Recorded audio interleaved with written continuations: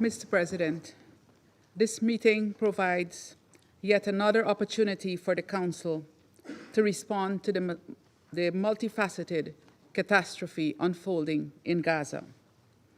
I acknowledge the participation in today's meeting of the Minister of Foreign Affairs of Israel, His Excellency Gideon Sa'ar, the Permanent Observer of the Observer State of Palestine, His Excellency Riyad Mansour, and the Representative of Argentina.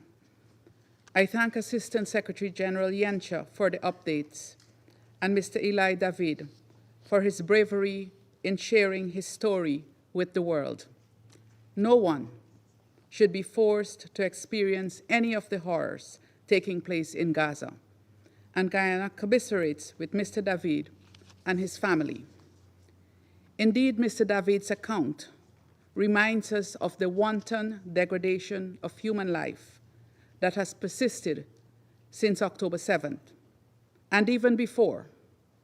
This must be utterly rejected by the international community and brought to an end.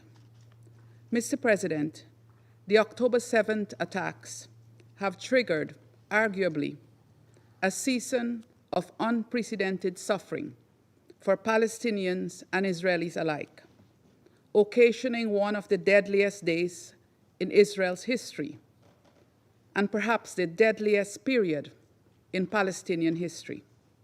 Guyana reiterates its condemnation of the October 7th attacks on Israel, as well as the disproportionate response by the Israeli Defense Force and the collective punishment inflicted on Palestinians, which continues today, almost 2 years later.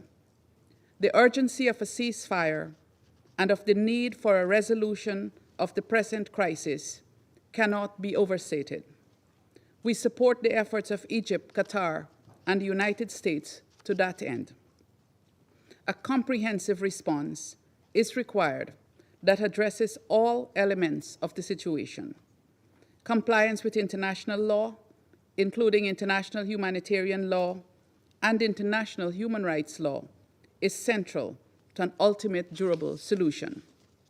In this context, Guyana reiterates its unequivocal call for the unconditional release of the remaining hostages, in keeping with resolutions adopted by this Council, as well as its condemnation of the continued captivity of Israeli and other nationals in Gaza. The taking of hostages is a violation of international law, as stipulated in Common Article 3 of the Geneva Conventions, and should not be used as a bargaining chip to extract concessions. Perpetrators of this crime must, therefore, be held accountable. Additionally, Guyana calls for the prompt removal by Israel of ongoing restrictions on and impediments to the delivery of humanitarian aid at scale throughout Gaza, which have led to famine, disease, and death throughout Gaza. This Council should not countenance the denial of critical relief for human suffering under any pretext.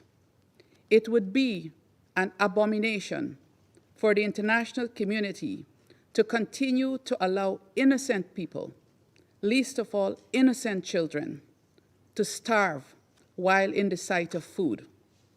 This Council has a duty to act urgently and collectively to bring this war to an end and to hold all parties accountable for violations that have ensued.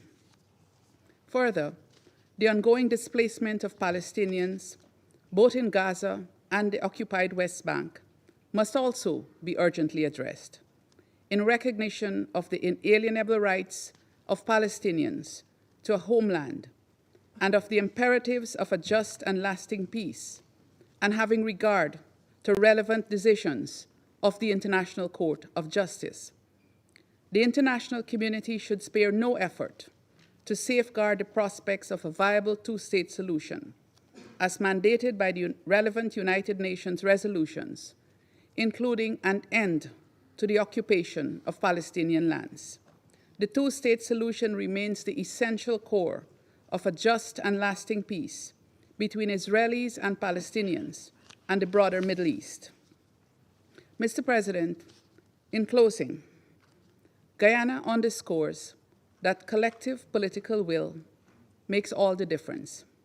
Hence, at this nadir of the war in Gaza, as we witness the worst of inhumanity inflicted on Gazans, we, this Council, must muster the collective political will to act decisively, comprehensively, and effectively.